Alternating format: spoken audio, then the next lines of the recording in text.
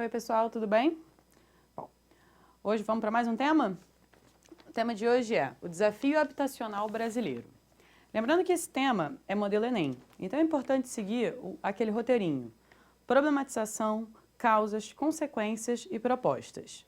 Em geral, você vai encontrar, na maioria das vezes, você vai encontrar quase todos esses tópicos aqui na sua coletânea. Então é importante que você leia a coletânea todinha antes de começar a fazer o seu planejamento de texto.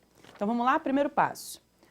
Qual é o problema por trás desse tema? Então o tema é o desafio habitacional brasileiro. Problema: há forte carência habitacional no Brasil. Então do que a gente está falando? Falta casa para as pessoas morarem. Ou então faltam condições para essas pessoas morarem de maneira digna. Então vamos entender as causas. Por que isso aqui acontece?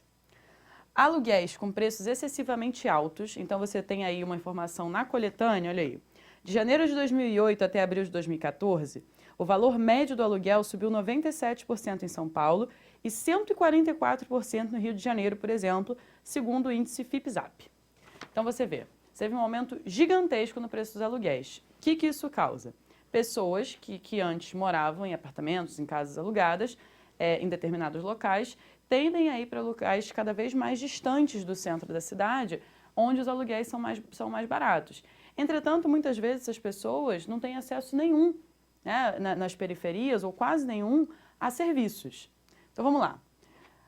Habitações precárias também, riscos e ausência de saneamento. Muitas vezes as pessoas constroem casas em locais de risco e aí na primeira chuva que cai, muitas vezes a gente tem acidentes, né? A gente tem vários exemplos aí nos últimos anos. Ausência de saneamento básico, ou seja, condições mínimas de dignidade para uma pessoa. Às vezes as pessoas não têm banheiro dentro de casa, né? E aí crianças, adolescentes, adultos crescem nessas condições. Má administração de políticas públicas. Isso você encontra aí também na coletânea.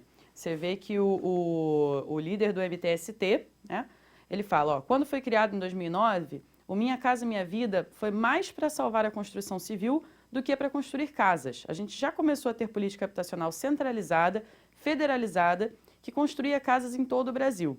O programa é insuficiente, criado para salvar as empresas e não rompe com o déficit habitacional. As casas dos trabalhadores continuam a ser construídas na periferia, longe dos serviços e centros urbanos.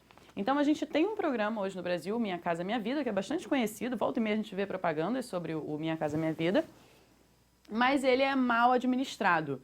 O objetivo dele parece ser dar melhores condições para as pessoas, mas muitas vezes acaba atrapalhando. Então vamos entender quais são as consequências dessa má administração. Olha lá. Primeiro, coabitação familiar, ou seja, muitas famílias morando dentro de uma mesma casa, de um mesmo apartamento alugado, para dividir melhor as despesas. Excesso de moradores em domicílios alugados, então isso é quando mais de 3 pessoas dormem no mesmo dormitório, né, dentro de uma casa. Famílias distantes do centro da cidade, então você tem menos acesso a serviços.